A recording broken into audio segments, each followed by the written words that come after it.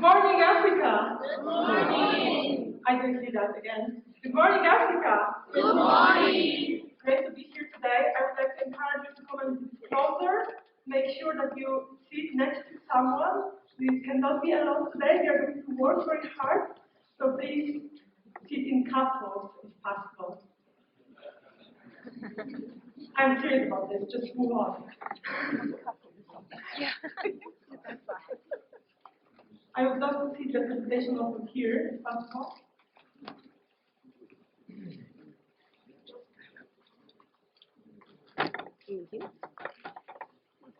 Perfect. But before we start, I would love to share with you 3 rules that we are going to follow today, just for this session. Of course, feel free to follow them also in your life, but for the next 20 minutes, please follow them. So the first rule is around ideas. For us here in this room, every idea is a good idea. The second rule is about sky. So for us, even the sky is not the limit. And the third one is about trust. What happens here stays here, almost. Hi everyone online.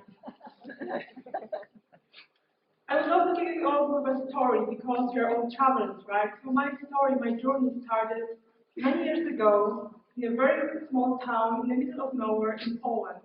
It's in the Eastern Europe, even though most of the Poles would argue with you that in the Central Europe. I was this child here, as you can see, very serious face. I was sitting on the lap of my older brother, and my mom sometimes also laughed at me and said, "Yeah, you are serious already there, you really want to change something in the world." But that's how I look like today, as you can see.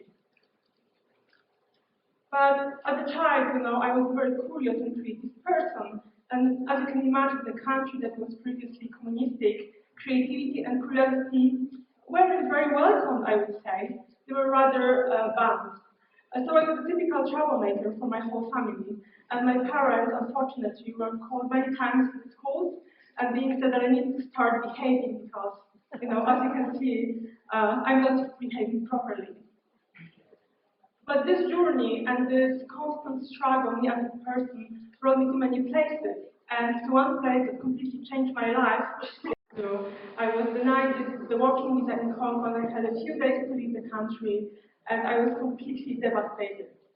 But as usually in this type of situations, there are also lots of opportunities. Even though it wasn't a very smooth landing, as you can see, the country is just astonishing, it's just beautiful. For me personally, it wasn't a very smooth landing.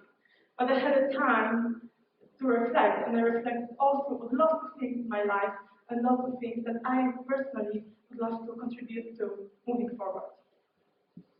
And one day, as usually in these stories, I was invited to speak at the UN in Geneva.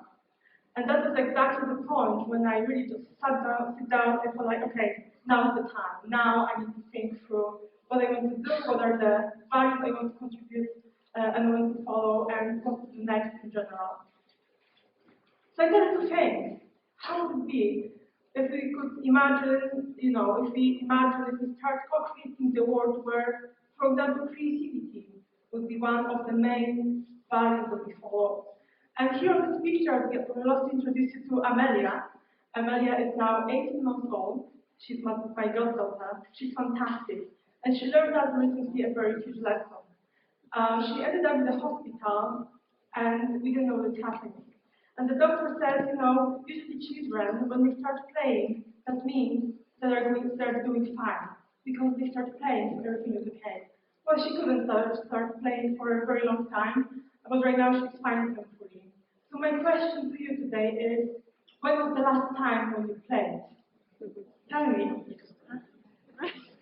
When was the last time when you played? So tomorrow you can play, but today because I just invite you to play with me today. And for that, I will be the volunteer, and we have one over here. Hi, Dan, good morning. He volunteered already a few days ago, so I'm just so excited to join me today on the stage. Please take a pen. Yes, and we would love to introduce you to our first exercise. We will demonstrate what we are going to do next.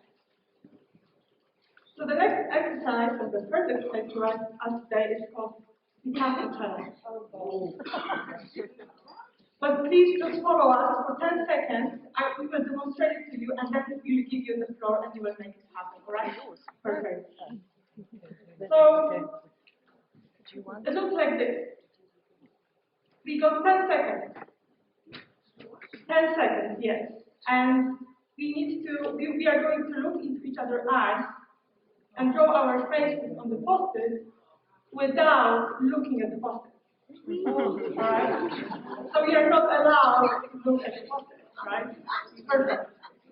Here you are. So we got 10 seconds. Everyone counting? Alright, let's do it.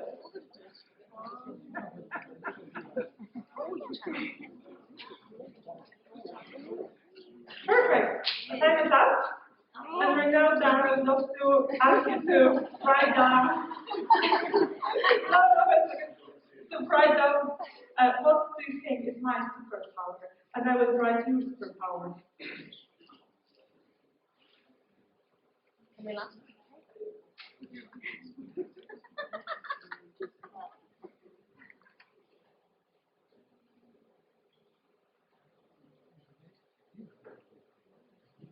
Major superpower. So then, I have a small gift for you today. This is you, and I think your superpower is structure. Oh.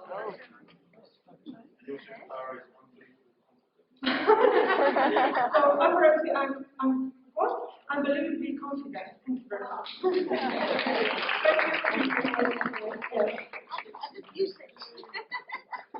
So the same is for you. Right now, please find a pair, couple, even couple. 10 seconds. I will count. And I will make sure that you don't do anything. Yes. Alright, are you ready? Everyone? Okay, I'm counting the time. Start now.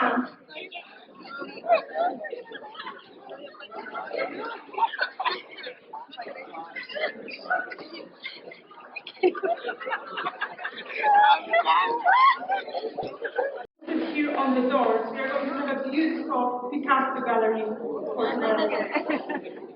Thank you. Well done, congratulations.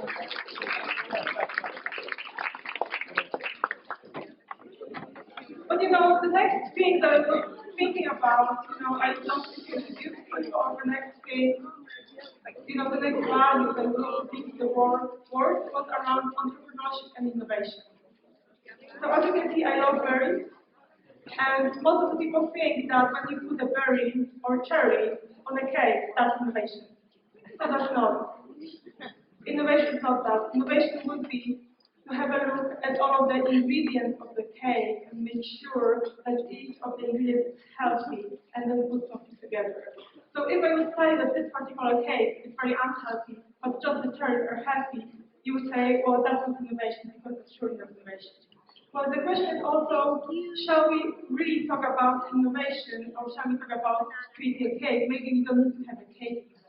Maybe, talking about technology, we don't need to have metaverse and blockchain and machine learning. Maybe we don't need to put our efforts just in one direction and consider different types of directions. For example, intercultural communication and community, compassion, love, being for each other. That would be the third value that I recognized at that time. That would be the one that I want to follow in my entrepreneurial or life journey in general. And community for me personally is everything. Without community, without people that I'm surrounded by, or without people who supported me over the years, I wouldn't be standing here in front of you today. So let's start with those now. What would be when we would add creativity to entrepreneurship and to intercultural communication? For me, that time, after my talk at the UN of Geneva, the result was, Creative Talk, which is my platform. I wanted to bring all of the values that I thought through at that time and create one platform for all your creative experiences in Switzerland. And I would love to share with you the mission of this platform. First of all, I want to boost creativity about Switzerland and beyond, and you were today the best example of that, because you boosted your own creativity with very simple disaster challenge. The second one was I want to empower local communities. And don't get me wrong, Switzerland is a beautiful country, it's also a very rich country.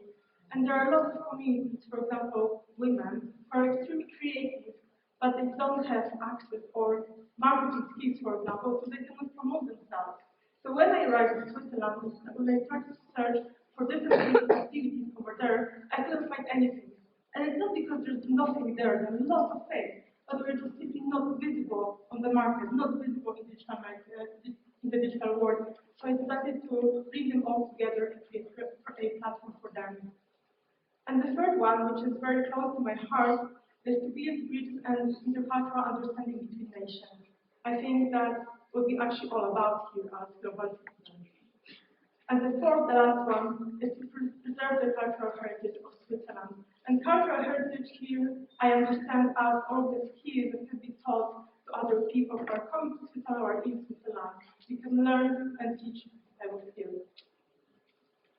So Creative Switzerland right now, or let's say before the pandemic, has 15 categories around, creative writing workshop, watchmaking classes, for example, or sewing workshops.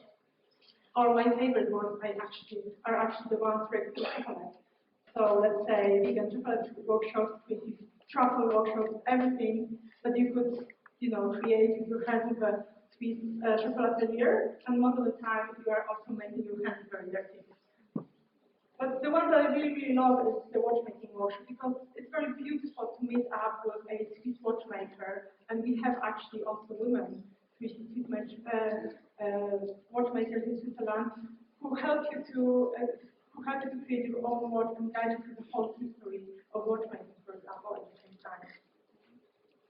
But as you can imagine, there was 2020, and I know for many people, and for me too, in many ways, it was a challenging year, because of the very tiny things that basically disrupted everything and all of our lives in general. And I asked myself at the time, what on earth am I going to do right now with the platform that I created so carefully? Not to do everything online. I believe online work is fantastic, but you cannot replace the human connection. You cannot replace the fantastic experience we have all here during this time.